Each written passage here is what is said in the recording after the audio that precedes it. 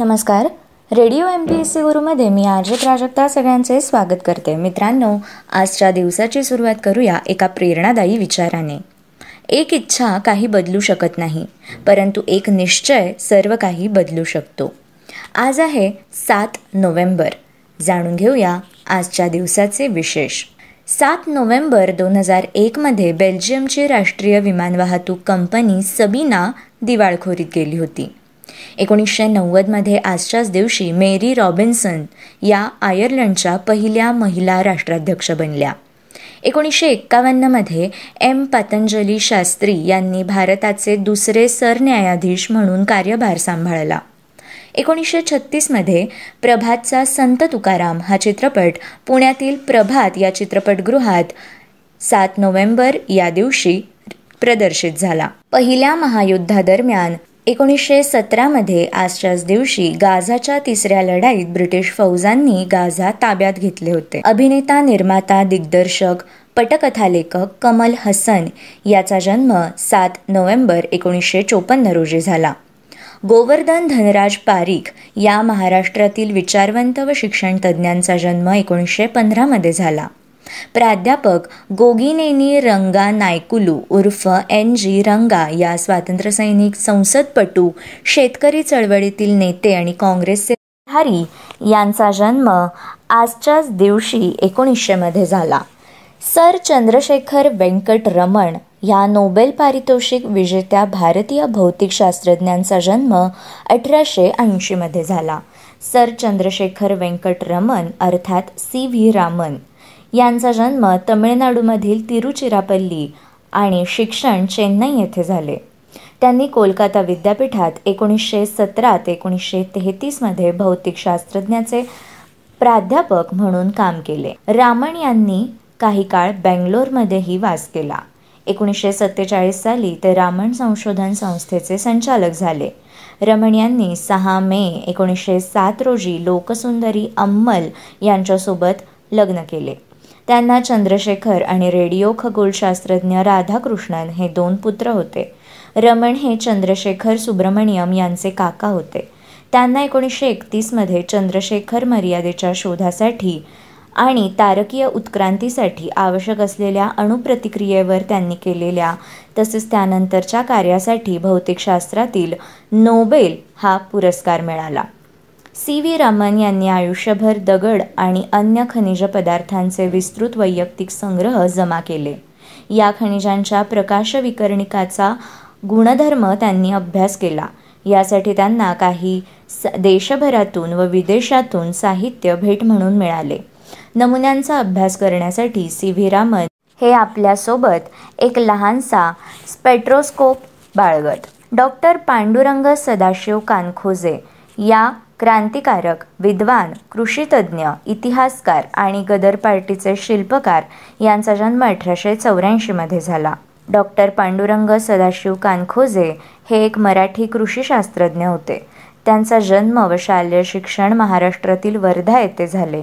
1911 साली कानखोजे अमेरिकेत गेले व तेथे त्यांनी ओरेगन कृषी महाविद्यालयात शेतीचे शिक्षण घेतले. रशियन क्रांतिकारक लिओन ट्रॉट्स्की यांचा जन्म 1879 आजच्याच दिवशी झाला. व्याकरणकार व निबंधकार मोरो केशव दामले यांचा जन्म 1864 झाला. मेरी क्युरी या नोबेल पारितोषिक विजेत्या पोलिश, फ्रेंच व भौतिकशास्त्रज्ञांचा जन्म 1867 झाला. मारिया क्लोदोस्क्वा क्युरी हे त्यांचे पूर्ण नाव या शास्त्रज्ञ होत्या.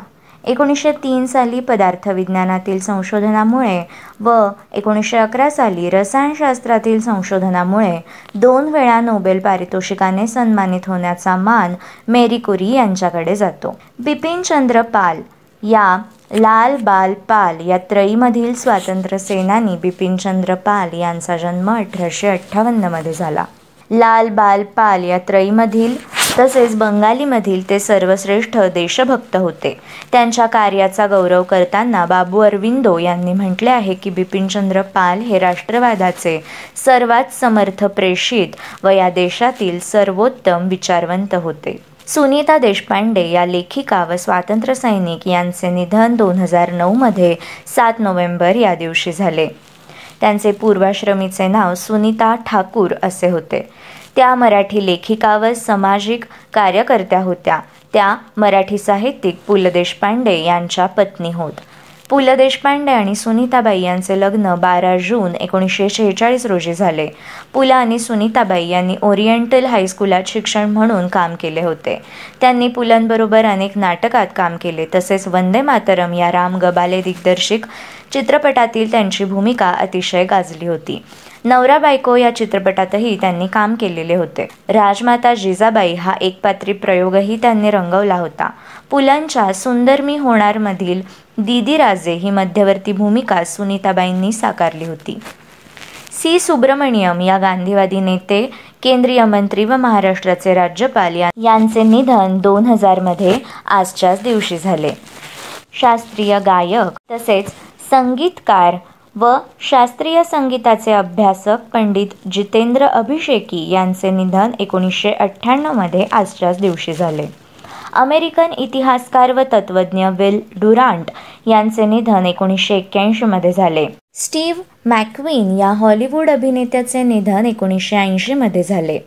कृष्णाजी केशव दामले तथा केशवसूत या मराठी काव्यांचे प्रवर्तक यांचे निधन 1905 मध्ये झाले.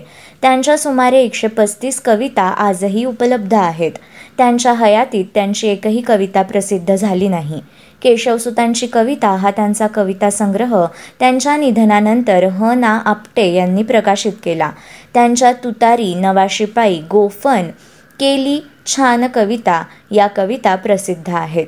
यशवंत गोपाळ तथा य. गो. जोशी या मराठी लघुकार व प्रसाद मासिकाचे संपादक यांचे निधन 1963 मध्ये झाले.